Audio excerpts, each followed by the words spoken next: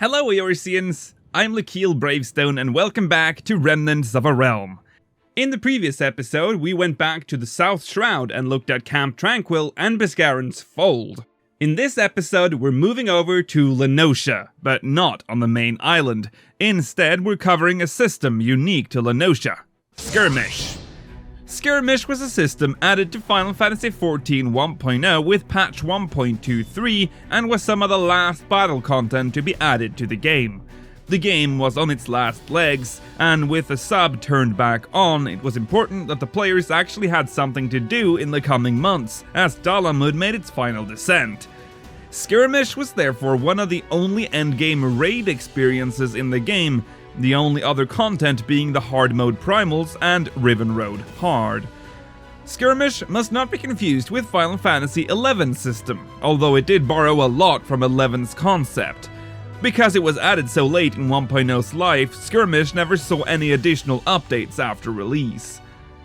Lore-wise, Skirmish was a joint exercise between the armies of the Eorzean Alliance to prepare for the Garlean invasion. To ensure they enlisted enough soldiers for the exercises, the Bergir Consortium began sourcing Giant Skull weapons from Radzat Han as a reward for participating. We'll get back to that later. So here's how it worked. First of all, you'd have to have sworn allegiance to a Grand Company, much like how Frontline works today.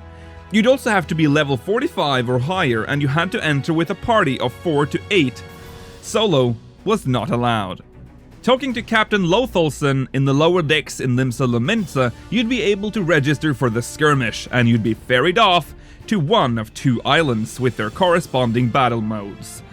The first one was Loch Sly. This was the offensive mode. Here, the party had to make their way around the island while killing monsters of varying size and difficulty. The second island was called Turtleback Island. This was the hardest of the 2 modes, where the party had to survive waves of monsters headed towards them. The spawns were timed, so if your DPS was low, the next mob could spawn while the other was still up, overwhelming the party. Skirmish, of course, had its own theme, called the Seventh Gate.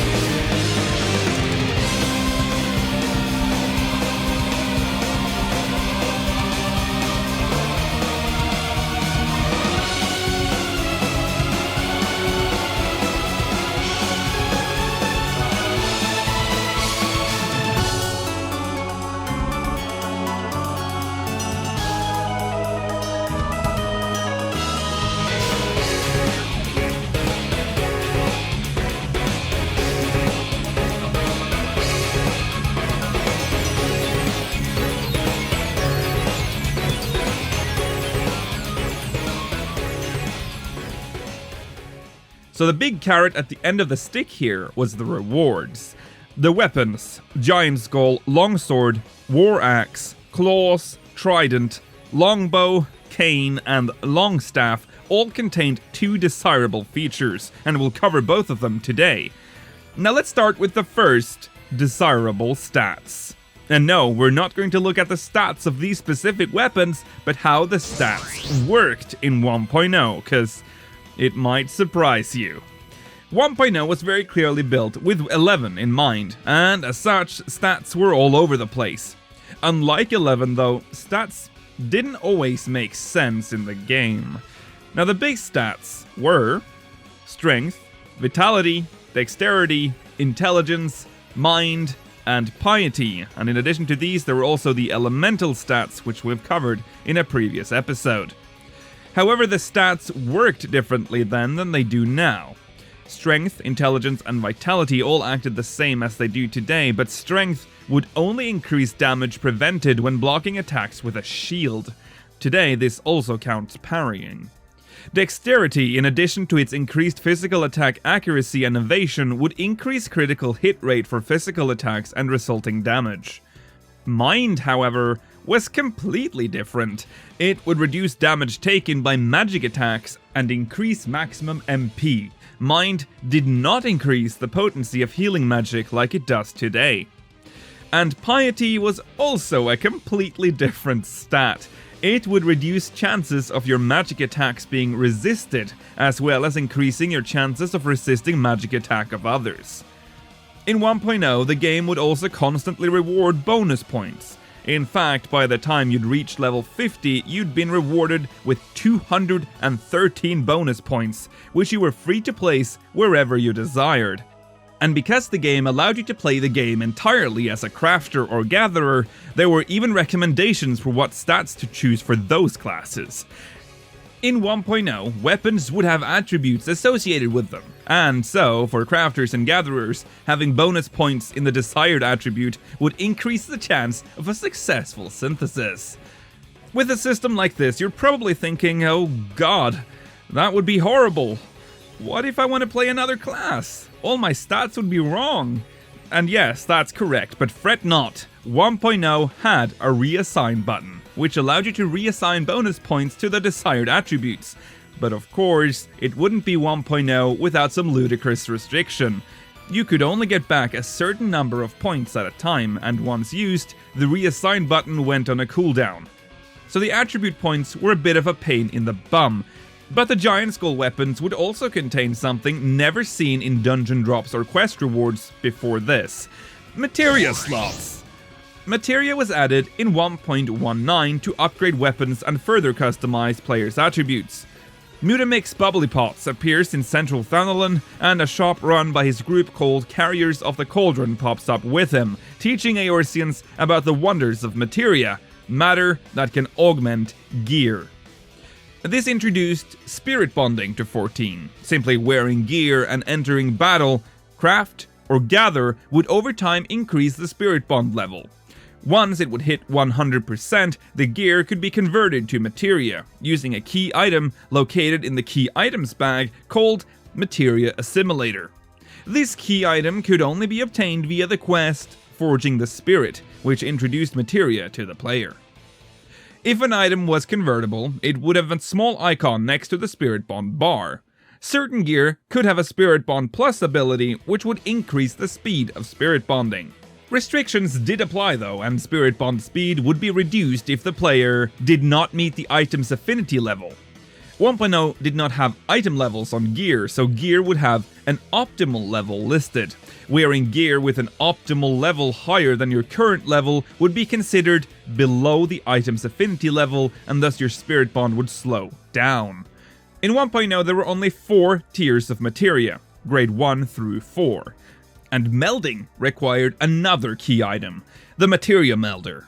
This was an apparatus that could be obtained through the quest Waking the Spirit, unlocked at level 18 for Disciples of the Land, excluding Culinarian. Now, in order to meld anything to any piece of gear, you'd require a catalyst as well, and this could only be obtained through gathering. But wait, there's more.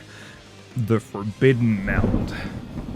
After filling up the materia slots for an item, you could go further, and this was called Forbidden Melding. And this was serious business, and would cause endless grief in 1.0.